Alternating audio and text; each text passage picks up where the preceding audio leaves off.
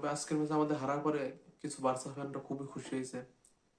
তা আমি বার্সা ফ্যানদের বলি, তোমরা তো 11 বছর ধরে ইউসিএল হারো না, তোমাদের তো ওরা অন্যরকম, তোমাদের অরাটাই আলাদা, কারণ তোমরা 11 বছর ধরে ইউসিএল হারো না। তো তোমাদের বলে তোমরা আমাদের ড্রটা নিয়ে এনজয় করো, আমাদের হারগুলোকে এনজয় করো, আমরা আমাদের ট্রফি নিয়ে এনজয় করবো। আর একটা কথা সবদিন মনে রাখবা, রিয়াল মাদ্রিদ তোমাদের পছন্দ না হইতে পারে, কিন্তু রিয়াল মাদ্রিদের যে মহত্ব, যে অমরত্ব, সেটা তোমরা কোনোদিন অস্বীকার করতে পারবে না। আর একটা জায়গায় আমরা থ্রাইভ করি সবখানে, তোমরা রিয়াল মাদ্রিদের ক্ষেত্রে রিয়াল মাদ্রিদের উইন বা লুজ নিয়ে তোমরা তোমরা সেলিব্রেট করো, আর আমরা সেলিব্রেট করি আমাদের ট্রফিস। এই যে মেন্টালিটিটা যায় এখানে, এইখান থেকে আমরা টপে থাকি সব দিন।